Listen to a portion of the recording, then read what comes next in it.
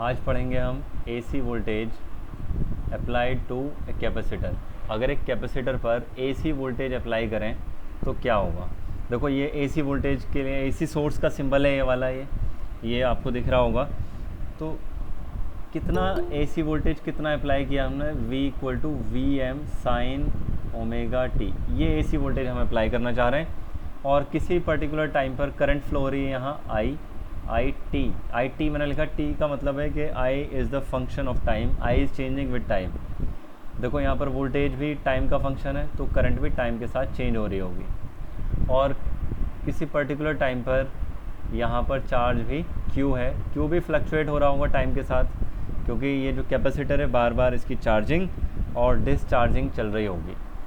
तो बच्चों यहाँ जितना भी ये वोल्टेज हमने अप्लाई किया सारा का सारा कहाँ ड्रॉप हो रहा होगा, सारा का सारा बेटा इस कैपेसिटर के अक्रॉस ड्रॉप हो रहा होगा। और ये जो वायर है ये कंडक्टर वायर है, रेजिस्टेंस इसका ज़ीरो है, कंडक्टर है, रेजिस्टेंस का ज़ीरो कंडक्टिंग वायर का, तो कोई भी वोल्टेज इस वायर में ड्रॉप नहीं हो रहा होगा। सारा का सारा पोटेंशियल ड्रॉप कहाँ होगा, कैपेसिटर के अक्रॉस होगा।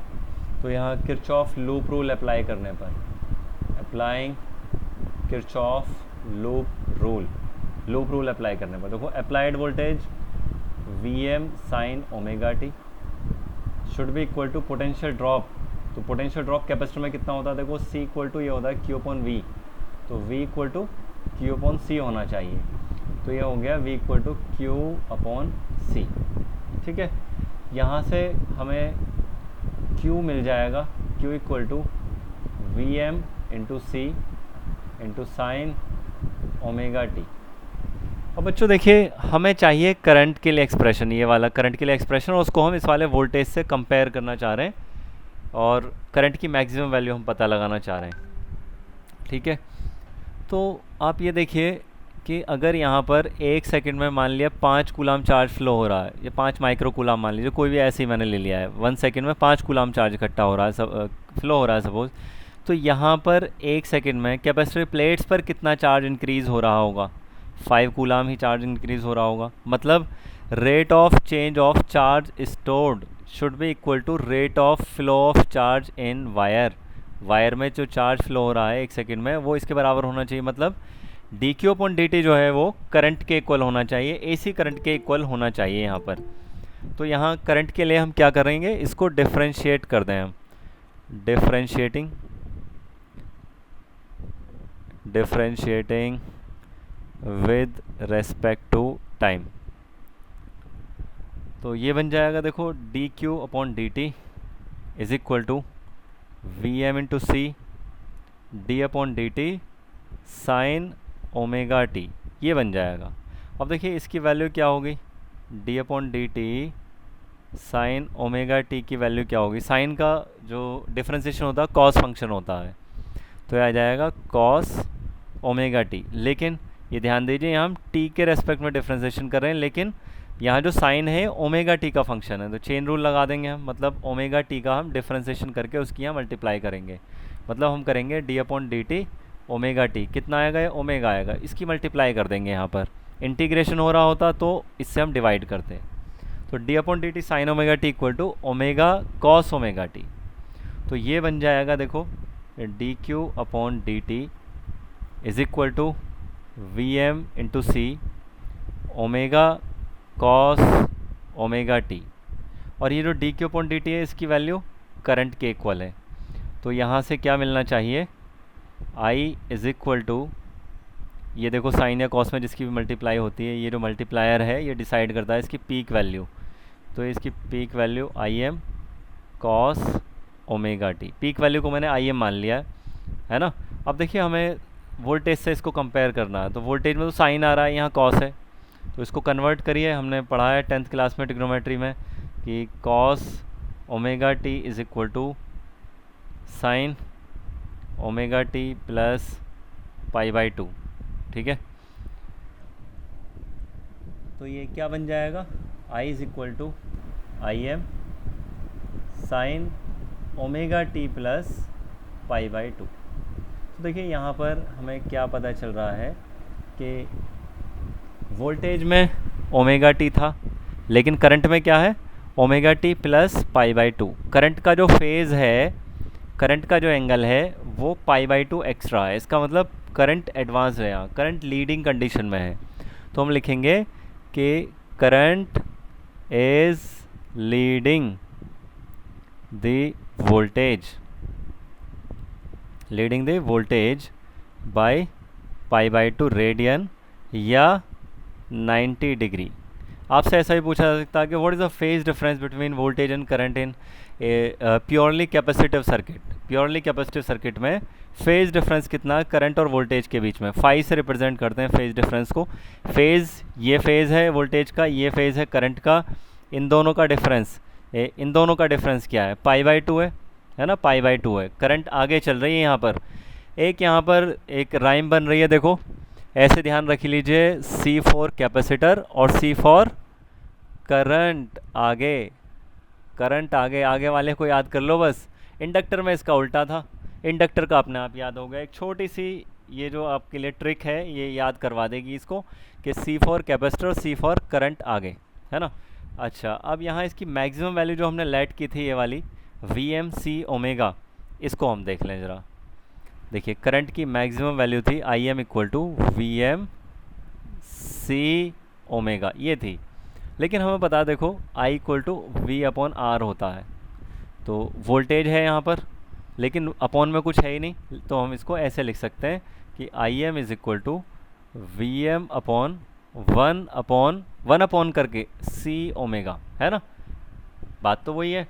तो यहाँ पर जो डिनोमिनेटर में ये एक फैक्टर एक्स्ट्रा हमें मिल रहा है, ये वाला फैक्टर, ये क्या होगा? ये एक टाइप से जैसे रेजिस्टेंस DC करंट के लिए वर्क करता है, ऐसे ही ये रेजिस्टेंस के ही नेचर का कुछ एक फैक्टर है जिसको बोलते हैं capacitive reactance. 1 upon omega C या 1 अपॉन C ओमेगा, इसको रिप्रेजेंट करते हैं XC से, कैपिटल X और बेस में C। ये कहलाता है कैपेसिटिव रिएक्टेंस। ये कैपेसिटिव रिएक्टेंस कहलाता है बच्चों। और रेसिस्टेंस में और इसमें क्या डिफरेंस है? डिफरेंस केवल इतना ही है कि ये फ्रीक्वेंसी पर डिपेंड है, और जो रेसिस्टेंस होता है ये फ्रीक्वेंसी के इंडिपेंडेंट होता है। रेजिस्टेंस फ्रीक्वेंसी पर डिपेंड नहीं करता है। इसके लिए SI यूनिट क्या होनी चाहिए? SI यूनिट होनी चाहिए, तो क्योंकि इसका रेजिस्टेंस के जैसा नेचर है, सेम इस वाले एक्सप्रेशन में भी आप देख लीजिए, I equal to V upon R form बन रही है। तो SI यूनिट इसकी होती है ओम, इसकी SI यूनिट होगी ओम, और सिंबल यही सिंबल रहता है इसका, ये इसकी SI यूनिट और सिंबल। इसके लिए अगर हम वेरिएशन देखें फ्रीक्वेंसी के साथ में कि किस टाइप से वेरी करता है, मतलब इसका फ्रीक्वेंसी के साथ में आप ग्राफ देखिए तो देखो इन्वर्सली प्रोपोर्शनल है, C और XC एक दूसरे से इन्वर्स रिलेशन में है। लेकिन अगर बच्चों ऐसा करूँ मैं, यहाँ ओमेगा इक्वल टू 0 कर दूँ तो XC कितना हो जाएगा? इनफाइनाइट हो जाएगा। तो इसलिए ग्राफ पर यहाँ x इक्वल टू 0 वाला पॉइंट से हम स्टार्ट नहीं करेंगे, मतलब ग्राफ को यहाँ से टच होते हुए नहीं बनाएंगे, वर्टिकल लाइन से थोड़ा अलग बनाएंगे, क्योंकि 0 जहाँ पर वैल्यू है वहाँ पर ग्राफ इन्फिनिटी पर पहुँचेगा। और यहाँ सारी की सारी हम फाइनाइट वैल्यूज़ शो कर रहे हैं, देखो ऐसा ग्राफ इसका बनेगा। और ये कहाँ पर ये 0 हो पाएगा भाई? ये 0 कहाँ होगा? जहाँ पर ओमेगा की वैल्यू इनफाइनाइट हो जाएगी वहाँ पर XC की वैल्यू 0 होगी, मतलब बहुत ही ज़्यादा हाई फ्रीक्वेंसी पर XC की वैल्यू 0 हो जाएगी। मतलब जो ये प्योरली कैपेसिटिव सर्किट है ये AC फैक्टर्स को पास होने देता है, AC को अलाउ करता है। लेकिन अगर DC वोल्टेज या DC करंट अप्लाई किया जाए कैपेसिटर पर तो DC को ये ब्लॉक कर देता है, DC को पास नहीं होने देता है। ऐसे ही इंडक्टर में था XL equal to 1 upon omega L। यहाँ क्या था कि ओमेगा अगर 0 तो XL इज इक्वल टू कितना था? सॉरी, ओमेगा L ऊपर था ये, तो XL कितना? 0। मतलब DC के लिए नो अपोज मतलब DC को बहुत इजीली ये पास होने देता है। लेकिन अगर AC अप्लाई करें, मतलब ओमेगा की वैल्यू वेरी हाई हो तो XL वेरी लार्ज, तो इसको ये ब्लॉक करना चाहता है, इसको रेसिस्ट करना चाहता है। तो इनके ये बिहेवियर हमें यहाँ से याद रखने हैं XC और XL के। अच्छा, अब देखिए ये हमारा एक्सप्रेशन आया था करंट के लिए, ये वाला एक्सप्रेशन, या आप कह लें ये वाला एक्सप्रेशन, ये वाला। इससे आप अगर ग्राफ ड्रॉ करें वोल्टेज का और करंट का तो देखिए ग्राफ एक साथ वेरिएशन ही आएगा। मैं एक बार लिख देता हूँ यहाँ पर V equal to V M sine omega T, और I के लिए आया था I M cos omega T.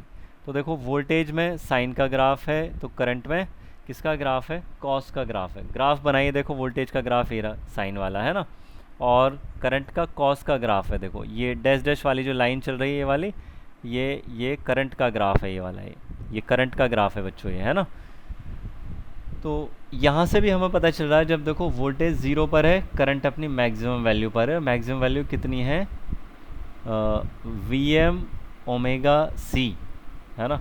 तो मैंने लिख दिया वी एम ओमेगा सी, ये मैक्सिमम वैल्यू। और जब वोल्टेज अपनी मैक्सिमम वैल्यू पर है, देखो यहाँ डॉट ये बनाया मैंने बड़ा सा, तो ये करंट अपनी मिनिमम 0 वैल्यू पर है। तो यहाँ पर दोनों के बीच में हमें फेज डिफरेंस 0 दिखाई दे रहा है। चलिए ये हो गया हमारा वोल्टेज और करंट का रिलेशन। एक्सी मतलब कैपेसिटिव रिएक्टेंस हमने देखा, कैपेसिटिव रिएक्टेंस को हमने इंडक्टिव रिएक्टेंस से कंपेयर भी किया, और कैपेसिटिव रिएक्टेंस को हमने यहाँ रेसिस्टेंस से भी कंपेयर किया, इनमें क्या डिफरेंस है ग्राफ भी देख लिया। अब हम देखते हैं इसका बच्चों फेज़र डायग्राम, कि फेज़र डायग्राम क्या होना चाहिए। तो देखो हमने वोल्टेज का ग्राफ ये ले लिया, मतलब यही वाला जो ग्राफ है, यही वाला ग्राफ, इसी को उठा लीजिए। देखो ये रहा, यही वाला ग्राफ है, ये वाला इतना। अब इसके साइड में हम फेज़र डायग्राम बनाना चाह रहे हैं। ये यहाँ फेज़र डायग्राम में 0, ये π/2, ये पाई, और ये है 3π/2, है ना। अब देखिए जो वोल्टेज का ग्राफ शुरू हुआ है, ये ओरिजिन से पॉइंट O से ही स्टार्ट हो गया है, यहाँ से स्टार्ट हो गया है, और ये फिर ये आगे चल रहा है। देखो ये रहा वोल्टेज चल रहा है ना, ये आगे चल रहा है। यहाँ वोल्टेज के लिए पाई है ना, यहाँ पर ये 2π है वोल्टेज के लिए, पाई, और ये रहा 2π। अब करंट का ग्राफ कहाँ से शुरू हुआ है, करंट का पहले ही शुरू हो चुका है। करंट जो शुरू हुई है यहाँ से, ये करंट के लिए बच्चों एक टाइप से सेकंड क्वाड्रेंट है, ये वाला फर्स्ट है ना। ये वाला करंट के लिए अगर ये देखें थर्ड क्वाड्रेंट है, ये वाला अगर देखें करंट के साइकिल के लिए फोर्थ क्वाड्रेंट है, ये फोर्थ है, ये वाला थर्ड है। करंट का ये वाला सेकंड क्वाड्रेंट आ रहा है। अगर ये हम यहाँ मिलाएं यहाँ, तो करंट ऐसे लग रहा है यहाँ से शुरू हो रही है ना। तो अब इनका हम ग्राफ बनाना चाह रहे हैं इस इंस्टेंट ऑफ टाइम पर, ओमेगा टी पर। तो हमने देखा कहाँ इंटरसेक्ट किया करंट को यहाँ इंटरसेक्ट किया, और करंट कौन से क्वाड्रेंट में चल रही थी, सेकंड क्वाड्रेंट में। तो करंट का फेज़र हम ड्रॉ करेंगे सेकंड क्वाड्रेंट में, ये सेकंड क्वाड्रेंट तक लाइन हमने ड्रॉ की। ऐसी वोल्टेज को देखा इस इंस्टेंट ऑफ टाइम पर, वोल्टेज कहाँ इंटरसेक्ट हुआ, यहाँ, और वोल्टेज का फर्स्ट क्वाड्रेंट है, तो हम फर्स्ट क्वाड्रेंट तक यहाँ लाइन ड्रॉ कर लेंगे। अब क्या करेंगे, अब देखिए वोल्टेज की मैक्सिमम वैल्यू ये है, मैक्सिमम वैल्यू कंपास में लेकर यहाँ इस वाले पॉइंट से ओरिजिन से आप आर्क लगाएंगे वोल्टेज वाली लाइन पर, तो ये फेज़र आएगा, ये वाला, ये phasor vector V vector, capital V vector, ठीक है। और ये हमने क्या मान रखा था, ओमेगा T1, तो ये वाला जो एंगल है ये ओमेगा T1 है। अब ऐसे ही करंट के लिए, करंट की मैक्सिमम वैल्यू कहाँ है, करंट की मैक्सिमम वैल्यू ये हमें मिल रही है 0 पर। ये कंपास में आप इतनी डिस्टेंस लीजिए, रेडियस लीजिए, और सेकंड क्वाड्रेंट में ये आर्क लगाइए यहाँ पर करंट के लिए। करंट वाले को इंटरसेक्ट करना, इसको मत करना वोल्टेज वाले को। तो करंट का फेज़र डायग्राम, फेज़र वेक्टर ये हमें मिलेगा। तो अगर एग्ज़ाम में आता है तो हमें इतनी सारी बात यहाँ पर नहीं बनानी है, इतना टफ नहीं है। सीधा सा हम ऐसे बना सकते हैं कि ये वोल्टेज का फेज़र वेक्टर है, और करंट का इससे 90 डिग्री आगे, तो 90 डिग्री आगे ये आ गया। ऐसे आप दिखा सकते हैं इतना भी। और अगर ये बना दें, मतलब ये लेफ़्ट वाला पार्ट, तो ये ज़्यादा अच्छा रहता है। ये वोल्टेज का फेज़र वेक्टर, ये ओमेगा टी, और करंट का फेज़र वेक्टर इससे 90 डिग्री आगे आई वेक्टर, ये कंप्लीट है। 0, ये π/2, पाई, और ये 3π/2, ये कंप्लीट है बच्चों। एग्जाम में हमें ये वाला बनाना है डायग्राम, क्योंकि प्रोसेस थोड़ी ना पूछा हमसे, भाई इतना ही पूछते हैं हमसे कि draw the phasor diagram for a purely capacitive circuit, आप ये ड्रॉ कर देंगे। तो यहाँ देखो फेज़र डायग्राम से कितना ईजी हो जाता है ऑब्ज़र्व करना कि कौन सा फैक्टर आगे चल रहा है, करंट या वोल्टेज। तो देखो यहाँ पर हमें दिख रहा है वोल्टेज फर्स्ट क्वाड्रेंट में है और करंट सेकंड क्वाड्रेंट में है, तो करंट इज़ लीडिंग, है ना। और कितना एंगल है दोनों के बीच में, फेज़ डिफरेंस कितना है, 90 डिग्री का फेज़ डिफरेंस है। ये फेज़र डायग्राम हो गया इसका। अब देखें power loss, average power loss इन कैपेसिटिव सर्किट। तो बच्चों पावर के लिए हमें पता एक्सप्रेशन होता है I/V, है ना। अब देखिए P को तो I के प्लेस पर I की वैल्यू रख दीजिए, Im cos ओमेगा टी आया था इसमें एक्सप्रेशन, और वोल्टेज के लिए क्या आया था, Vm sin ओमेगा टी, जो हमने अप्लाई किया था, है ना। अब इसको थोड़ा सा सिंप्लीफाई किया मैंने, ऐसे लिख दिया Im Vm, ये सेम इंडक्टर वाले की तरह है, cos ओमेगा टी, और ये sin ओमेगा टी, ये 2 से मल्टीप्लाई 2 से डिवाइड कर लिया, इसमें भी सेम टू सेम वही है, I M V M upon 2, और ये 2 cos omega T into sine omega T. अब देखिए हमें पता है कि 2 साइन है कॉस है, ये आपने ट्रिग्नोमेट्री में पढ़ा होगा, इक्वल टू साइन 2a है ना। तो p के लिए क्या बनेगा एक्सप्रेशन, p के लिए एक्सप्रेशन बनेगा I M V M upon 2 into sine 2 omega T, ये बना। अब ये पावर के लिए एक्सप्रेशन आ गया इसमें, है ना। तो बच्चों अब इसका एवरेज हमें चाहिए, क्योंकि देखो हेडिंग क्या है, average power loss in a capacitive circuit. तो अब इसका हम अगर एवरेज लें तो P average equal to I M V M, तो देखो कांस्टेंट है तो इसका तो सेम यही रहेगा I M V M upon 2। हमें केवल साइन 2 ओमेगा टी का एवरेज यहाँ पुट करना पड़ेगा, इसका एवरेज। और मैंने आपको बता दिया जितने भी साइन ओमेगा टी या कॉस ओमेगा टी हैं, विदाउट स्क्वायर क्यूब या मल्टीप्लाई, यहाँ पावर ये n नहीं होनी चाहिए, n प्रेजेंट नहीं होनी चाहिए, है ना। पावर कुछ भी नहीं होनी चाहिए, 1 होनी चाहिए पावर, ऐसी साइन में और कॉस में, और दोनों की मल्टीप्लाई भी नहीं होनी चाहिए, sign omega T cos omega T ऐसे नहीं होना चाहिए। इसीलिए तो हमने यहाँ पर देखो यहाँ मल्टीप्लाई आ गई थी, इसीलिए सिंगल फंक्शन में कन्वर्ट किया यहाँ पर। तो इनका जो एवरेज है ना वो 0 होता है। मैं लिख सकता हूँ कि साइन 2 ओमेगा टी का एवरेज इक्वल टू 0। ये कैसे 0 हुआ, क्योंकि अगर इसका मैं ग्राफ ड्रॉ करूँ तो देखो बच्चों कुछ ऐसा ग्राफ आएगा इसका, ऐसा एक साइकिल ऑब्जर्व करिए आप इतना। तो यहाँ देख रहे हैं फंक्शन की जितनी पॉजिटिव वैल्यूज़ हैं सेम उतनी ही आइडेंटिकल नेगेटिव वैल्यूज़ भी हैं। तो जब आप ऐड करेंगे ना एवरेज लेने के लिए तो इनका रिजल्टेंट प्लस होकर 0 आएगा, तो एवरेज हो जाएगा 0। तो इससे भी हमें पता चला average power loss equal to 0। तो बच्चों हमने पढ़ा है कैपेसिटर में एवरेज पावर लॉस 0 है, ऐसे ही इंडक्टर में भी 0 था। इंडक्टर में 0 क्यों था, क्योंकि इंडक्टर मैग्नेटिक एनर्जी की फॉर्म में एनर्जी स्टोर करता है और फिर रिलीज़ कर देता, बार बार वहाँ एनर्जी स्टोर करना और रिलीज़ करना ये चलता रहता। सेम ऐसे यहाँ पर जो कैपेसिटर है ये इलेक्ट्रिक एनर्जी की फॉर्म में एनर्जी स्टोर करता है और उसको रिलीज़ करता है। देखो फर्स्ट डायग्राम ये वाला देखिए, जब वोल्टेज 0 से मैक्सिमम तक जाता है इतने पार्ट में, तो ये यहाँ पर कुछ चार्ज इकट्ठा कर लेता है कैपेसिटर, मतलब इलेक्ट्रिकल एनर्जी स्टोर हो गई। फिर ये वोल्टेज जब ये नीचे आएगा नेक्स्ट हाफ साइकिल में, यहाँ ऐसे जब नीचे आएगा तो एनर्जी रिलीज़ करेगा, चार्ज कम होगा, देखो ये रहा चार्ज थोड़ा सा कम हुआ, एनर्जी रिलीज़ हो गई। अब फिर जब ये दूसरा साइकिल नेगेटिव डायरेक्शन में जाएगा, नेगेटिव हाफ साइकिल, तो देखो नेगेटिव डायरेक्शन में थोड़ी सी एनर्जी स्टोर होने शुरू हो गई, है ना। मैक्सिमम तक पहुंचने पर ये एनर्जी फुल स्टोर हो जाती है। देखो यहाँ पर लेफ़्ट प्लेट पर पॉजिटिव था, यहाँ राइट प्लेट पर पॉजिटिव, और जब ये फिर से 0 पर जाएगा ऐसे तो फिर से एनर्जी को रिलीज़ कर देगा। ऐसे जैसे यहाँ पर ये एनर्जी कम हुई ना, ये वाला डायग्राम ये 1 है, ये सेकंड था, ये थर्ड था और ये वाला फोर्थ है, ये वाला ऐसे। तो यहाँ टोटल एनर्जी रिलीज़ हो चुकी है। तो बार बार क्या कर रहा है, एनर्जी स्टोर करता है, फिर उसको रिलीज़ करता है, फिर स्टोर कर लेता है और फिर रिलीज़ करता है। तो स्टोर और रिलीज़ ही यहाँ पर चल रहा है एनर्जी का, इसलिए यहाँ पर कोई एनर्जी लॉस नहीं हो रही। प्योरली कैपेसिटिव सर्किट में, प्योरली इंडक्टिव सर्किट में टोटल एवरेज पावर लॉस ये 0 होता है एक साइकिल के लिए। अब इसको हम देखो यहाँ पर इस वाले ग्राफ से भी देख सकते हैं। देखो यहाँ क्या क्या है, एक तो है यहाँ वोल्टेज, कैपेसिटर में वोल्टेज के लिए मैं एक्सप्रेशन लिख लेता हूँ, V equal to V M sine omega T था, है ना। इसके बाद में क्या शो किया है, यहाँ करंट शो किए, करंट के लिए एक्सप्रेशन में लिख लिया I equal to I M cos omega T था, कॉस ओमेगा टी हो गया। अब इसके बाद में है चार्ज, चार्ज के लिए क्या एक्सप्रेशन था देखना ज़रा, देखो ए चार्ज का यहाँ आया था हमारे डेरिवेशन में, चार्ज के लिए एक्सप्रेशन जहाँ हमने डिफ्रेंशिएशन किया था, देखो ये रहा चार्ज के लिए ये वाला एक्सप्रेशन था, Q equal to V M C sine omega T, मतलब Q equal to Q M sine omega T. तो यही हम लिख लेते हैं Q equal to Q M into sine omega T. और एक ग्राफ है यहाँ पर पावर के लिए, पावर के लिए अभी हमने देखा था I M V M upon 2 into sine 2 omega T.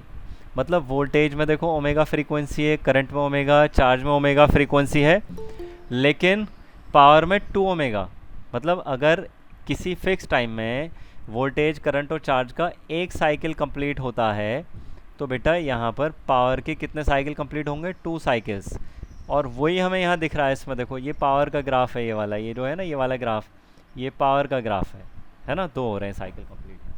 तो अब देखिए ज़रा वोल्टेज के लिए ग्राफ, वोल्टेज के लिए साइन वाला कर्व आएगा, ये रहा वोल्टेज के लिए साइन वाला कर्व, देखो साइन वाला ही यहाँ से 0 से चला है ये वाला ऐसे, ये वोल्टेज के लिए साइन वाला कर्व ये चल रहा है, ये और यहाँ जाकर एक साइकिल ये कंप्लीट यहाँ पर। ऐसे ही आप देखिए करंट के लिए कॉस का कर्व है पॉजिटिव से, ये रहा करंट के लिए कॉस का, ये करंट के लिए कॉस वाला कर्व आया, ये वाला ये चल रहा है करंट का कर्व। ऐसे ही अब चार्ज के लिए देखिए, चार्ज के लिए साइन वाला कर्व है, देखो साइन वाला कर्व चार्ज के लिए ये वाला, ये जो डैश डैश चल रहा है ना, ये चार्ज के लिए है, ये वाला charge store on the plate of capacitor, है ना, ये आ गया। अब इसके बाद में पावर के लिए देखिए, पावर के लिए ये वाला कर्व है, साइन का कर्व आएगा, देखो साइन का और डबल फ्रीक्वेंसी में ये वाला कर्व है, साइन का कर्व है ये और डबल फ्रीक्वेंसी में है। डबल फ्रीक्वेंसी का मतलब है इन सभी के एक एक साइकिल कंप्लीट हुए हैं, लेकिन पावर के कितने साइकिल कंप्लीट होंगे, 2 साइकिल कंप्लीट होंगे बेटा पावर के लिए। ये रे पावर के लिए ये 2 साइकिल हमने ये शो किए, ये कंप्लीट हो रहे हैं ये वाले। ये ग्राफ समझ में आ गया। अब देखो यहाँ से पावर को कंसीडर करिए ज़रा, पावर का क्या हो रहा है यहाँ पर। पावर देखो यहाँ जितनी पॉजिटिव है उतनी ही यहाँ नेगेटिव आपको दिख रही होगी। ये जो शेडेड पोर्शन है, शेडेड वाला ग्राफ, देखो जितना ये पॉजिटिव है उतनी ही ये वाली वैल्यू है, ये इधर भी उतना ही नेगेटिव पावर लॉस है ना, तो ये 0 हुआ। ऐसे ही यहाँ जितना यहाँ पॉजिटिव है थर्ड वाले पार्ट में, उतना ही यहाँ पर ये नेगेटिव में भी उतनी ही वैल्यू है। तो इस टाइप से एवरेज पावर लॉस जो है ना, एवरेज पावर लॉस ये 0 हो गया था यहाँ पर। ये कर्व एक बार कंपेयर करने के लिए आए थे, बनाने के लिए आए थे बच्चों, ये तो इसका ध्यान रखना। अब देखिए एग्जाम्पल 7.3 समझेंगे हम। Lamp is connected in series with a capacitor, capacitor के साथ में सीरीज़ में कनेक्ट कर दिया एक लैम्प को। देखो ये कैपेसिटर और इसके साथ में सीरीज़ में, वेरी इंपॉर्टेंट क्वेश्चन है, बार बार रिपीट हुआ बेटा ये। Predict your observation for DC and AC connections, DC और एसी के साथ में आपके क्या क्या ऑब्जर्वेशंस होंगे। मतलब एक बार तो आप यहाँ पर बैटरी कनेक्ट कर रहे हैं, यहाँ ये बैटरी आपने कनेक्ट किया, बैटरी का मतलब है कि इसके लिए ओमेगा की वैल्यू 0 है। और एक बार आप एसी सोर्स यूज़ कर रहे हैं, तो एसी के लिए ओमेगा की वैल्यू हाई होती है, कुछ हाई वैल्यू होगी positive. What happens in each case if the capacitance of capacitor is reduced, हर एक केस में फिर ये भी बताइए अगर कैपेसिटेंस को डिक्रीज़ कर दिया जाए तो क्या होगा। तो पहले तो देखते हैं डीसी पर क्या ऑब्जर्वेशन आएगा। डीसी पर तो देखो बच्चों, यहाँ जो ये जो लैम्प है ये ग्लो करता है हीटिंग इफेक्ट से, और हीटिंग डिपेंड करती है करंट पर, H=I²R/T। तो करंट का देखें, करंट के लिए क्या यहाँ पर होगा। तो करंट के लिए हमने देखा था I=IM cos ω t था, और ये जो IM है, जो मैक्सिमम वैल्यू है, ये क्या थी, IM=VM/XC। XC अगर ज़्यादा, कैपेसिटिव रिएक्टेंस ज़्यादा, तो IM कम। और देखो XC पर डिपेंड है सीधा सीधा, तो रिएक्टेंस के लिए वैल्यू 1/ωc। अब देख लीजिए अगर DC के लिए ओमेगा की वैल्यू आप यहाँ 0 पुट कर रहे हैं, तो XC कितना हो जाएगा, इनफाइनाइट। करंट 0 हो जाएगी, देखो यहाँ इनफाइनाइट रखते करंट यहाँ 0 हो जाएगी। करंट 0 तो bulb will not glow, lamp will not glow, lamp glow नहीं करेगा। नेक्स्ट थिंग है एसी के लिए। अब देखो एसी के लिए ओमेगा की वैल्यू कोई ना कोई नॉन ज़ीरो वैल्यू है, और एक्सी एक फाइनाइट वैल्यू होगी, तो करंट भी नॉन ज़ीरो रहेगी, कुछ ना कुछ करंट यहाँ पर हमें मिलेगी देखने को, तो बल्ब ग्लो होगा। अब देखते हैं कि आपसे कह रहे हैं कैपेसिटेंस अगर रिड्यूस कर दिया जाए, capacitance of the capacitor is reduced, C को रिड्यूस करें। देखो अगर हम डीसी में देखें तो डीसी में तो एक्सी की वैल्यू इनफाइनाइट हो चुकी है एक बार, इस पर कोई इफेक्ट नहीं पड़ेगा, सी को चाहे बढ़ाइए या घटाइए, नो इफेक्ट, बल्ब ग्लो होगा ही नहीं। लेकिन एसी के केस में अगर आप सी को कम करते हो तो एक्सी ज़्यादा हो जाएगा, कैपेसिटिव रिएक्टेंस ज़्यादा हो जाएगा, कैपेसिटिव रिएक्टेंस अगर बढ़ा तो आई घटा, तो इसकी ब्राइटनेस डिक्रीज़ हो जाएगी, बल्ब की brightness will decrease, brightness decrease हो जाएगी बच्चों। चलिए नेक्स्ट क्वेश्चन देखते हैं। एग्जाम्पल हमारी बुक का 7.4, a 15 microfarad capacitor is connected to a 220 voltage 50 hertz source. अब देखिए यहाँ जो फ्रीक्वेंसी हर्ट्ज में है, तो ओमेगा गिवन नहीं है आपको, ओमेगा इक्वल टू होता है 2 पाई न्यू, ये न्यू की वैल्यू आपको गिवन है, तो ओमेगा कितना हो जाएगा 2 पाई इंटू 50, ये आ जाएगा 100 पाई रेडियन पर सेकेंड, 100 पाई। और कलर चेंज कर लेते हैं भी इनका यहाँ पर, रेडियन पर सेकेंड, है ना।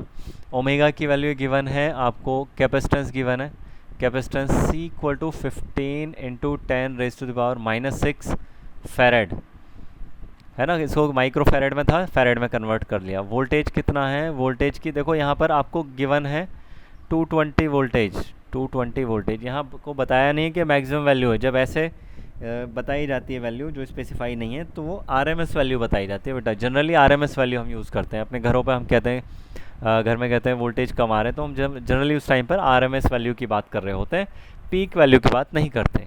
आपसे कह रहे हैं find the capacitive reactance, capacitive reactance देखो, capacitive reactance XC equal to 1/ωc, तो 1/ω की वैल्यू पुट की हमने 100 पाई और इनटू में C की वैल्यू 15 इंटू 10⁻⁻6, तो -6 और 100 ये है कितना 10⁻⁻4, तो XC इक्वल टू कितना आ जाएगा 1/15 पाई इंटू 10⁻⁻4, -4 आएगी, -6 है यहाँ, -4 ऊपर जाएगा +4, इतने ओम रहेगा भाई XC की वैल्यू। सिंप्लीफाई करके देख सकते हैं आप इसको, है ना। और आगे क्या कह रहे हैं, कैपेसिटिव रिएक्टेंस बता दिया एंड RMS करंट और peak current in the circuit. RMS current भी बताओ, पीक करंट भी बताओ। देखो बेटा, अगर हम चाह रहे हैं peak current, peak value of the current, IM equal to हम लिख देंगे VM/XC, और VM की वैल्यू देखो VM कितना होगा, VM equal to √2 into RMS, √2 into RMS होगा ना, तो इसलिए हमने यहाँ रख दिया VM के प्लेस पर √2 इंटू VRMS अपॉन में XC, ठीक है। अब वैल्यू पुट कर लेंगे आप इसकी, IM इक्वल टू √2, वोल्टेज कितना 220 अपॉन XC कितना 1/15 पाई, तो 1 में ही अपॉन आ रहा है यहाँ, तो ये मल्टीप्लाई हो जाएगी 15 पाई से, 15 पाई इंटू 10 की पावर, देखो यहाँ अपॉन में जाएगी, ऊपर लाएंगे तो ये -4, इसको आप सिंप्लीफाई करेंगे एम्पियर में आ जाएगा। और अगर आपको चाहिए IRMS, तो IRMS कितना होगा, ये होगा IM/√2, मतलब यहाँ से ये जो √2 था ये वाला आप हटा दीजिए, RMS वैल्यू आएगी इसकी। और क्या है, व्हाट हैपन्स, अच्छा if frequency is doubled, frequency new को हम डबल कर दें, 2 न्यू कर दें, तो कह रहे हैं what happens to the capacitive reactance, half हो जाएगा भाई। अब देखिए यहीं पर बता रखा है मैंने, ओमेगा आप डबल कर दो, न्यू डबल ओमेगा डबल, तो XC हाफ हो जाएगा, तो XC कितना हो जाए 1/2 XC, हाफ वैल्यू हो जाएगी इसकी। यहीं पर देख सकते हैं आप सॉल्यूशन। अब देखिए एग्जांपल 7.5, अच्छा क्वेश्चन है। Light bulb and an open coil inductor, open coil inductor है, are connected to an AC source through key as shown in figure 7.11। Open है बिल्कुल, ऐसा नहीं है कि हमने इसको किसी कवर के अंदर बंद करके रखा, ओपन है बिल्कुल, है ना। अब देखिए क्या करें, the switch is closed, switch हमने क्लोज किया है, ये वाला स्विच ये क्लोज कर दिया हमने, and after some time an iron rod is inserted in the interior of inductor, iron rod insert कर दी, तो किस चीज़ पे इफेक्ट पड़ेगा, XL पे इफेक्ट पड़ेगा, क्योंकि होती है ω/L, और L की वैल्यू कितनी होती है, L होता है μ0 n² AL, है ना। अगर आपने रॉड इंसर्ट कर दी, on inserting iron rod insert करने पर XL हो जाएगा, पहले तो ये वैल्यू थी, अब आयरन रॉड इंसर्ट करते हैं तो यहाँ μr की ओर मल्टीप्लाई हो जाती है, आपको बता रखा है मैंने, μr μ0 n² AL, और μr की वैल्यू सॉफ्ट आयरन कोर के लिए अप्रोक्सीमेटली 1000 होती है, तो XL बहुत ज़्यादा बढ़ जाएगा, रॉड इंसर्ट करने का मतलब XL बढ़ जाएगा। तो आपसे क्या कह रहे हैं, the glow of light bulb increase होगा या डिक्रीज़ होगा। अब देखिए बल्ब का ग्लो डिपेंड करता है करंट पर, और करंट की वैल्यू क्या, IM equal to VM/XL, XL अगर ज़्यादा करंट कम, तो XL इक्वल टू ω/L से देख लीजिए आप, L बढ़ाओगे XL बढ़ जाएगा, XL बढ़ेगा तो I डिक्रीज़ हो जाएगा, मतलब ब्राइटनेस यहाँ डिक्रीज़ हो जाएगी, तो यहाँ आंसर आएगा brightness will decrease. Give reason हम दे चुके हैं, सारा एक्सप्लेन कर चुके हैं आपके सामने। अब देखिए AC voltage applied to LCR series circuit, LCR series circuit से हम LCR सीरीज़ सर्किट को कंप्लीट हम देख रहे हैं बच्चों। यहाँ देखो क्या नाम है, L, C और R, मतलब इंडक्टर भी लगा है, कैपेसिटर भी लगा है और रेसिस्टेंस भी लगा है, और कैसे लगे हैं, सीरीज़ में लगाया गया है इनको, ये लग रहे देखो, रेजिस्टेंस लग गया, कैपेसिटर लग गया, इंडक्टर लग गया, है ना। और वोल्टेज अप्लाई कर दिया यहाँ पर। कलर चेंज कर रहा हूँ मैं ज़रा इनका, जो बॉल पॉइंट पेन ले लेते हैं। V equal to V M sine omega T, ये ले रहे हैं हम। तो देखो कुछ पोटेंशियल ड्रॉप तो यहाँ होगा रेजिस्टेंस के अक्रॉस, कुछ यहाँ ड्रॉप होगा, कुछ यहाँ ड्रॉप होगा, कुछ यहाँ ड्रॉप होगा, है ना। तो यहाँ पर जो पोटेंशियल ड्रॉप्स हैं उनकी मैक्सिमम वैल्यू कितनी कितनी होगी आप देख सकते हैं। ये VRM लिख रहा हूँ पहले। मैक्सिमम वैल्यू यहाँ पर क्या होनी चाहिए, करंट की मैक्सिमम वैल्यू इनटू रेजिस्टेंस, है ना। और यहाँ कैपेसिटर के अक्रॉस जो पोटेंशियल ड्रॉप है इसकी मैक्सिमम वैल्यू कितनी होनी चाहिए, VCM equal to IM into XC होनी चाहिए। V equal to IR, Ohm's law apply कर रहे हैं। और अगर आप यहाँ इंडक्टर में देख रहे हैं maximum value of the voltage VLM equal to IM into XL होता है ना इसका रिएक्टेंस। और बच्चों इनके फेज़र या ऐसे मान सकते हैं आपके वोल्टेज जो यहाँ पर ड्रॉप हो रहा है उसकी RMS वैल्यू ये क्या होगी, VR वेक्टर मान लिया इसके लिए सिंबल। यहाँ RMS वैल्यू VC वेक्टर मान लिया, और यहाँ RMS वैल्यू VL वेक्टर मान लिया। अब देखिए ये वेक्टर क्वांटिटी है, जो फेज़र वेक्टर्स हैं ना, ये जो RMS वोल्टेजेस हैं ये वेक्टर लॉ फॉलो करते हैं।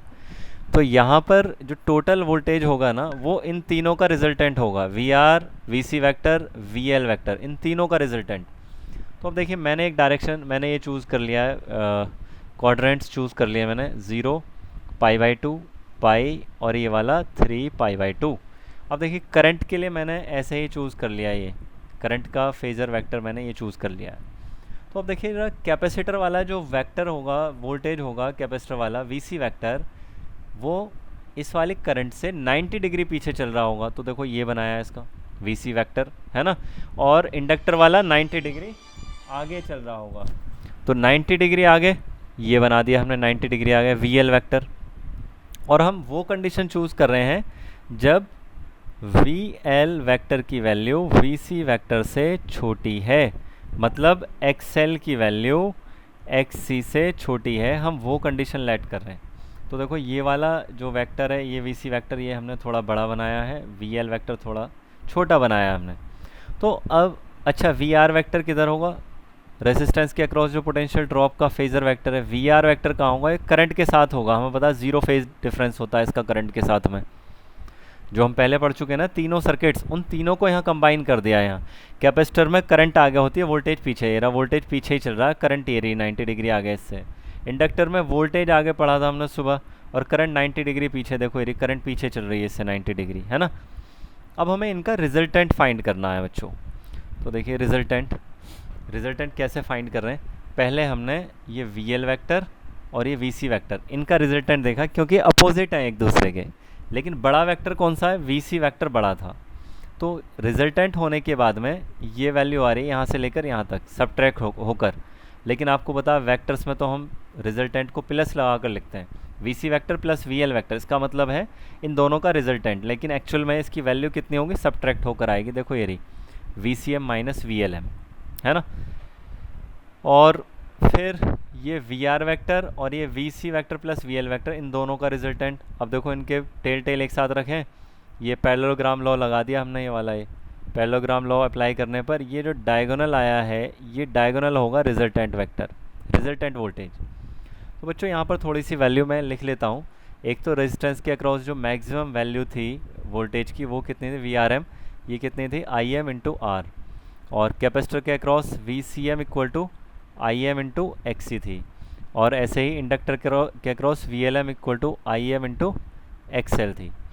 और यहाँ पर जो फेज़र वेक्टर्स हैं इनकी लेंथ कितनी है बच्चों, जैसे VR वेक्टर का मैग्नीट्यूड में देखूँ तो कितना होगा, ये रहा VR वेक्टर का मैग्नीट्यूड। लेंथ क्या बताती है, फेज़र वेक्टर की मैक्सिमम वैल्यू बताती है। तो ये होगा VR वेक्टर के इक्वल, ये वाला होगा VC वेक्टर के इक्वल, और ये वाला होगा VL वेक्टर के लेंथ के इक्वल। ठीक है, ये हमने लिख लिया, यहाँ पर हमें लेंथ्स पता चल गई यहाँ। और देखिए ज़रा लेंथ, हमें यहाँ पर ज़रूरत पड़ेगी VC vector plus VL vector की भी। तो इसको भी लिख लेते हैं V C vector plus V L vector, इसका जो मैग्नीट्यूड होगा ये लिखा है हमने पहले ही, ये होगा V C M minus V L M, है ना। और जो रिजल्टेंट, अब देखिए जो रिजल्टेंट वोल्टेज आएगा उसकी मैक्सिमम वैल्यू कितनी होनी चाहिए, ज़रा इनको कंपेयर करके देखो इनसे। तो एक तो करंट आई एम की वैल्यू होनी चाहिए, है ना, ये लिखा हमने आई एम, और यहाँ क्या था रेजिस्टेंस, यहाँ कैपेसिटिव रिएक्टेंस, इंडक्टिव रिएक्टेंस, लेकिन जब ओवरऑल वोल्टेज ले रहे हैं तो एक इक्विवेलेंट कैपेसिटेंस यहाँ आएगा जिसको बोलते हैं इम्पीडेंस, Z से रिप्रेजेंट करते हैं, equivalent reactance of the circuit, इसको बोलते हैं इम्पीडेंस। टोटल रिएक्टेंस ये इम्पीडेंस कहलाता है, रिएक्टेंस भी इसमें रेजिस्टेंस भी सब इंक्लूड होकर आ जाते हैं, इम्पीडेंस कहलाता है बेटा ये, ठीक है। अब हमें क्या चाहिए, हमें तो ये वी वेक्टर चाहिए, वी वेक्टर की लेंथ कितनी है ना, यही तो रिजल्टेंट वोल्टेज है, इसकी लेंथ हमें चाहिए।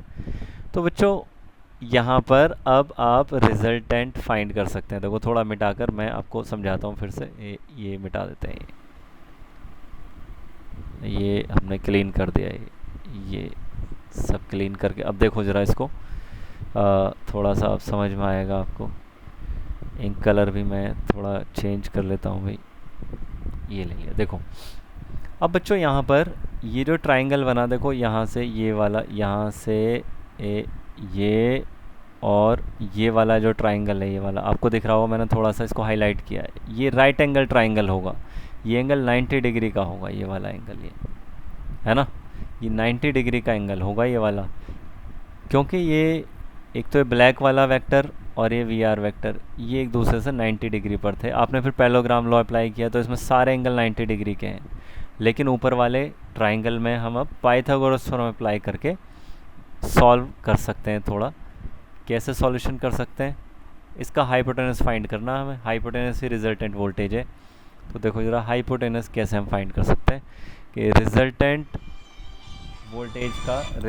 वोल्टेज का मैक्सिमम वैल्यू का स्क्वायर वी एम का स्क्वायर है, मतलब इक्वल टू, देखो इसका square equal to V R M का स्क्वायर, प्लस यहाँ है V C M minus V L M का square, V C M minus V L M का होल स्क्वायर। ये तो अब ज़रा सिंप्लीफाई करें, वी एम स्क्वायर की वैल्यू पुट कर लो ज़रा यहाँ पर, वी एम स्क्वायर की वैल्यू देखो ज़रा, ये रही वी एम स्क्वायर, सॉरी ये वाला आई एम जेड, तो इसको लिखा हमने आई एम जेड का whole square is equal to V R M की वैल्यू पुट करो, ये आई एम इंटू आर, ये आगे देखो आई एम इंटू आर का whole square, plus V C M की value I M into X C minus I M into X L इसका whole square.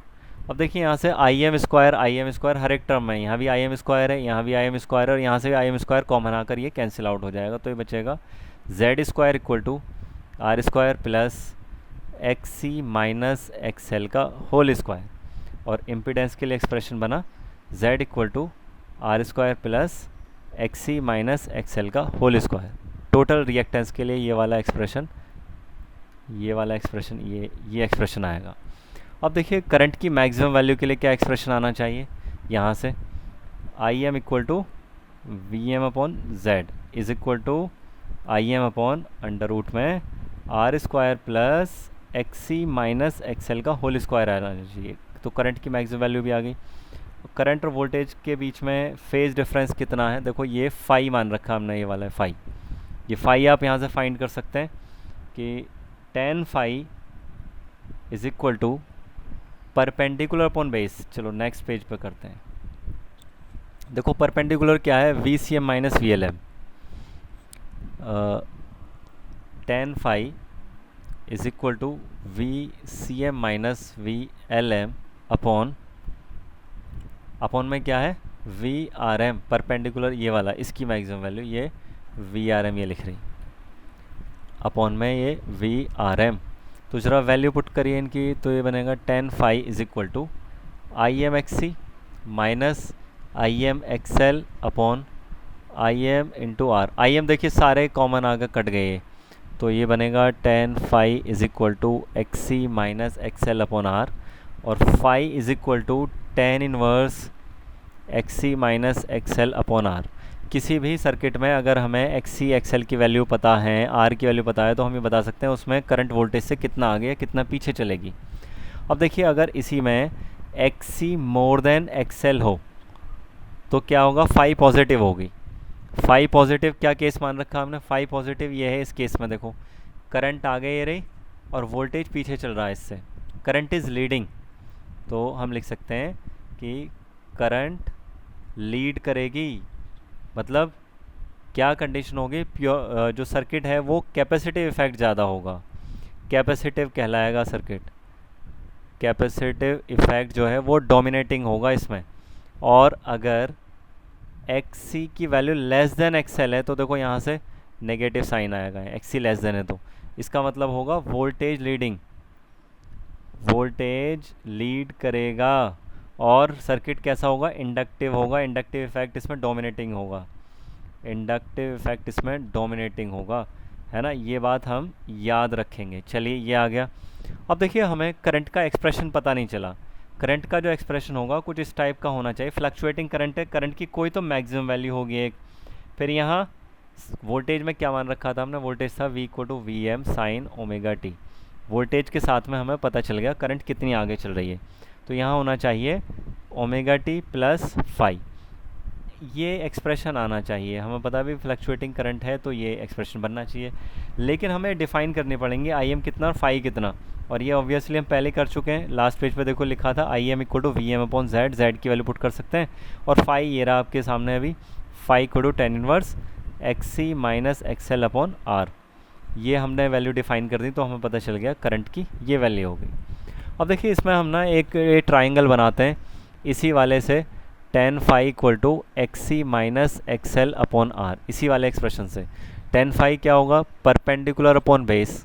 एक ये ट्राइंगल बनाया हमने ये वाला, इसमें परपेंडिकुलर ये लिखा हमने x C minus X L, base ये लिखा हमने आर, तो हाइपोटेनस ये कितना आ जाएगा, ये आ जाएगा अंडर रूट में बेस का स्क्वायर प्लस परपेंडिकुलर का square, x C minus X L का होल स्क्वायर, और ये तो जेड के लिए फॉर्मूला बन गया, है ना। तो इसको बोलते हैं इम्पीडेंस ट्राइंगल। अगर ये इम्पीडेंस ट्राइंगल आप ड्रॉ कर लेते हैं, टेन फाई की वैल्यू पता है, इससे इम्पीडेंस ट्राइंगल आप ड्रॉ कर लेते हैं, तो कहीं कहीं हमें कॉस फाई की भी ज़रूरत पड़ती है। कॉस फाई क्या, बेस अपॉन हाइपोटेनस, मतलब आर अपॉन जेड आप कैलकुलेट कर पाएंगे। कहीं कहीं हमें साइन फाई की भी ज़रूरत पड़ती है, साइन फाई आप पता कर पाएंगे, perpendicular upon hypotenuse X C minus X L upon Z करके आप पता कर पाएंगे। ये सारी चीज़ें पता हो जाएंगी इम्पीडेंस ट्राइंगल से। यहाँ अगर आप फेज़र डायग्राम देखना चाहें तो ये फेज़र डायग्राम यहाँ इस टाइप का कुछ आएगा। करंट थोड़ी सी या तो आगे है या पीछे है वोल्टेज से, फेज डिफरेंस कितना है इनकी पीक वैल्यूज से देख लिया, करंट की पीक वैल्यू ये रही यहाँ पर, वोल्टेज की पीक वैल्यू ये है, तो ये जो एंगल है ये फेज डिफरेंस होगा यहाँ पर, और ये फेज़र डायग्राम है। कोई भी एक फाई की वैल्यू लेकर आप इसको शो कर सकते हैं बच्चों। अब देखो पाइथागोरस थ्योरम लगाई थी यहाँ नेहल। अब देखिए रेजोनेंस, इस सर्किट की एक बहुत इंपॉर्टेंट प्रॉपर्टी होती है रेजोनेंस, एलसीआर सीरीज सर्किट की। क्या है, ऐसा होता है बच्चों कि हमने जो वोल्टेज अप्लाई किया होता है, जैसे ये V equal to V M sine omega T, ये वोल्टेज है और इसकी ये वाली ये वैल्यू क्या है, फ्रीक्वेंसी। अगर आप इसको वेरी करें, चेंज करें, तो एक पर्टिकुलर फ्रीक्वेंसी पर ऐसा होता है कि करंट की मैक्सिमम वैल्यू जो है आई एम, करंट का जो एम्पलीट्यूड है वो बहुत ज़्यादा बढ़ जाता है, बहुत ज़्यादा इंक्रीज हो जाता है। तो इस फिनोमेना को बोलते हैं हम रेजोनेंस। देखिए क्या लिखा मैंने, the amplitude of AC current becomes very large when frequency of source voltage, source voltage की फ्रीक्वेंसी मतलब ये omega, matches with the natural frequency of LCR series circuit. LCR series circuit की एक नेचुरल फ्रीक्वेंसी होती है जिससे वो oscillate, जिस फ्रीक्वेंसी से जनरली ऑसिलेशंस हो सकते हैं LCR सीरीज सर्किट में। जैसे अब देखो बच्चों, ये पेंडुलम ले लिया हमने, पेंडुलम की ये लेंथ है L, और अगर आप इसको झुला दें, थोड़ा सा ऑसिलेट करा दें, तो इसके लिए फ्रीक्वेंसी क्या आती है, 1/2 pi under root G upon L। मतलब यहाँ L पर डिपेंड कर रही है इसकी फ्रीक्वेंसी, आप इसकी लेंथ को बढ़ा दें घटा दें फ्रीक्वेंसी चेंज हो जाएगी। तो मतलब एक पर्टिकुलर पेंडुलम के लिए एक ख़ास फ्रीक्वेंसी ही हो सकती है। कितने भी आप इसमें, कभी भी आप इसमें ऑसिलेशन कराइए, हमेशा इसी फ्रीक्वेंसी से ऑसिलेशंस होंगे। तो एक ऐसी फ्रीक्वेंसी जिससे कोई सिंपल पेंडुलम जब ऑसिलेशन करने के लिए फ्री छोड़ दिया जाता है और उस फ्रीक्वेंसी से ऑसिलेशन करता है, तो उसको बोलते हैं हम उसकी नेचुरल फ्रीक्वेंसी। और कभी अगर ये सोर्स वोल्टेज की ये जो फ्रीक्वेंसी ओमेगा अगर ये नेचुरल फ्रीक्वेंसी से मैच हो जाए तो उस टाइम पर करंट का एम्पलीट्यूड बहुत ज़्यादा बढ़ जाता है। करंट की जो मैक्सिमम वैल्यू है आई एम ये बहुत ज़्यादा इंक्रीज़ हो जाती है, इसको बोलते हैं हम रेजोनेंस। और ये कब होता है, देखो ये ऐसे होता है, I M equal to V M upon Z होगा, है ना। और जेड की वैल्यू क्या होगी, अंडर रूट में R square plus X C minus X L. अब देखिए एक्स सी की वैल्यू 1 अपॉन ओमेगा सी और एक्स एल की वैल्यू है ओमेगा एल। अगर आप ओमेगा ज़ीरो रखते हैं, ओमेगा ज़ीरो, तो देखो एक्स सी कितना हो जाएगा इनफाइनाइट और एक्स एल कितना होगा ज़ीरो। अगर आप अब ओमेगा की वैल्यू बढ़ाओगे, इंक्रीज़ करोगे, तो एक्स सी की वैल्यू तो डिक्रीज़ होगी और एक्स एल की वैल्यू इंक्रीज़ होगी, जो यहाँ ग्राफ में ड्रॉ किया गया, शो किया गया। देखो ज़ीरो पर एक्स एल की वैल्यू ज़ीरो और ये वाला ग्राफ देखो अलग शो किया है ना। अब जैसे जैसे आप इधर चलोगे तो देखो ये ग्राफ नीचे आ रहा है, ये ग्राफ ऊपर जा रहा है। तो एक फ्रीक्वेंसी ऐसी आएगी जिस पर ये एक्स सी एक्स एल के बिल्कुल बराबर, ये हो गया X L equal to X C. तो इस टाइम पर ना इम्पीडेंस में ये जो फैक्टर है x C minus X L ये ख़त्म हो जाएगा, ज़ीरो हो जाएगा। और इस टाइम पर जो z है ना, z मिनिमम वैल्यू पर होगा अपनी। और जब z मिनिमम पर तो करंट का जो एम्पलीट्यूड है ये अपनी मैक्सिमम वैल्यू पर होगा। और ये कंडीशन कहलाती है इम्पीडेंस। भाई एक्स सी डिक्रीज़ होता चला जा रहा है, एक्सएल बढ़ता ही चला जा रहा है, एक कंडीशन ऐसी आएगी दोनों बिल्कुल बराबर हो जाएंगे, वहाँ पर z की वैल्यू जो है वो मिनिमम होगी और करंट अचानक से मैक्सिमम हो जाएगी। ये कंडीशन कहलाती है रेजोनेंस। अब देखिए रेजोनेंस में क्या होता है, यही हमने यहाँ शो किया है। एक तो ये वाली फॉर्मूला मैंने लिख दिया। तो एक तो बच्चों आपको ये याद रखना है एक्स सी और एक्स एल दोनों बराबर हो जाते हैं इस पर, z अपनी मिनिमम वैल्यू पर आ जाएगा। देखो जब ये x C minus X L ये वाला फैक्टर ज़ीरो हो गया तो क्या बचा, अंडर रूट में आर स्क्वायर, तो z कितना हो जाएगा फिर r के बराबर हो जाएगा, है ना। तो ये रहा, देखो z की वैल्यू r के बराबर हो जाती है रेजोनेंस पर। अगर रेजिस्टेंस ज़ीरो कर दिया जाए ना, करंट इनफाइनाइट हो जाएगी, रेजिस्टेंस ही कंट्रोल करता है रेजोनेंस के टाइम पर। अगर एक्स सी और एक्स एल हम बराबर पुट करें तो हम वो फ्रीक्वेंसी भी फाइंड कर सकते हैं जिस पर रेजोनेंस होगा। मैंने लेट कर लिया कि नेचुरल फ्रीक्वेंसी जो है, नेचुरल फ्रीक्वेंसी बच्चों कितनी मान ली हमने, ओमेगा नॉट मान ली। तो देखो X C equal to X L मैं पुट करूँ तो एक्स सी की value 1 upon omega naught C और एक्स एल की ओमेगा नॉट एल। इसको थोड़ा सा रीअरेंज करिए, ये आएगा omega naught square equal to 1 upon L C. तो omega naught equal to 1 upon root L C, ये बनेगी ये फ्रीक्वेंसी। अगर एल और सी पता है तो आप पता कर सकते हो सर्किट की नेचुरल फ्रीक्वेंसी कितनी है, कितनी फ्रीक्वेंसी पर उसकी जो करंट की मैक्सिमम वैल्यू है, मतलब एम्पलीट्यूड है, वो मैक्सिमम हो जाएगा। देखो यहाँ पर दो ग्राफ ड्रॉ किए हैं, इसमें बताया रहा ओमेगा नॉट पर देखो करंट की मैक्सिमम वैल्यू कहाँ पहुँच गई, पीक कितनी ऊँची चली गई पीक। और ये बताया है 1 के लिए और 2 के लिए आर का इफेक्ट। 1 के लिए जो आर है वो कम है और 2 के लिए आर की वैल्यू रेजिस्टेंस की वैल्यू ज़्यादा है। रेजिस्टेंस ज़्यादा तो करंट देखो फिर उतनी ऊंचाई तक नहीं जा पाई, यहीं पर रुक गई करंट। लेकिन अगर रेजिस्टेंस कम है तो करंट बहुत ज़्यादा ऊंचाई तक चली गई, ये रही। बच्चों ऐसे ही ग्राफ बनाकर बोर्ड में दिया गया है और आपसे पूछा गया है कि बताइए R1 और R2 में कौन सी वैल्यू बड़ी है, छोटी है, बराबर है। इस टाइप से ऑप्शन देकर पूछा गया था। तो ध्यान रखिए यहाँ करंट बहुत ज़्यादा ऊंचाई तक नहीं जा रही है इसमें, R2 के केस में, R2 है ना यहाँ, R2 के केस में, तो इसका मतलब R2 की वैल्यू ज़्यादा है, R2 ज़्यादा है, R1 कम है। अच्छा अब फ्रीक्वेंसी का क्या होगा इसमें, सॉरी फेज डिफरेंस का क्या होगा। देखो फेज डिफरेंस का क्या होगा, tan phi equal to X C minus X L upon R था। एट रेजोनेंस क्या है बच्चों, एक्स सी और एक्स एल दोनों बराबर कर दिए जाएंगे। तो क्या होगा, tan phi equal to zero upon R equal to zero, phi equal to zero हो जाएगी, फेज डिफरेंस बिल्कुल ज़ीरो हो जाएगा। मतलब voltage and current are in phase, resonance पर दोनों सेम फेज में चलते हैं बेटा। अब देखिए कुछ इंपॉर्टेंट चीज़ थी जो मैंने यहाँ लिखी है। It is important to note that resonance phenomena is exhibited by circuit only if L and C are present in the circuit. मतलब सर्किट में एल और सी होना चाहिए तभी ऑसिलेशंस होते हैं बस। Only then do the voltage across L and C cancel each other. और ये केवल जब होता है जब वी एल की वैल्यू वी सी के बराबर हो जाए, या कह लें एक्स सी की वैल्यू एक्स एल के बराबर हो जाए। Both being out of phase मतलब 180 डिग्री का फेज डिफरेंस हो। The current amplitude is V M upon R, maximum value हो जाती है, करंट की जो मैक्सिमम वैल्यू है ना इस टाइम, वो कितनी Vm/R हो जाती है, ये बता रहे हैं। The total source voltage appearing across R, फिर उस टाइम पर सारा का सारा जो पोटेंशियल ड्रॉप होगा ना वो आर के अक्रॉस होगा। This means that we can not have resonance in RL या RC सर्किट। अकेला आर है और सी लगा हुआ, उस पर नहीं हो सकता रेजोनेंस। अकेला आर है और एल है, उस पर भी रेजोनेंस नहीं हो सकता है।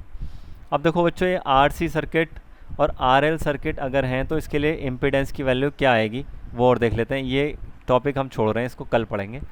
Z की वैल्यू, RC सर्किट देख रहे हैं भाई, R और ये C, इसके लिए Z कितना होगा।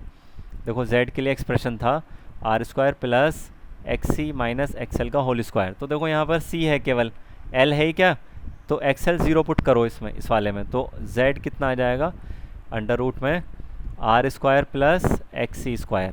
और tan phi के लिए क्या बनेगा, क्या होता है tan phi equal to XC minus XL upon R होता था। XL 0 है तो ये कितना बनेगा, XL को 0 कर दीजिए आप, XC अपॉन R होगा। तो सेम डेरिवेशन करके हम यहाँ पर ये वैल्यू 0 पुट करके भी बता सकते हैं। अब देखिए, अगर RL सर्किट है तो इसमें XC 0 पुट करके आप लिख सकते हैं भाई, Z कितना आ जाएगा under root R² plus XL का स्क्वायर। और tan phi कितना होगा, tan phi equal to minus XL upon R हो जाएगा ये। बस बच्चों यहीं पर छोड़ रहे हैं आज। थैंक यू, आप साइन आउट कर सकते हैं।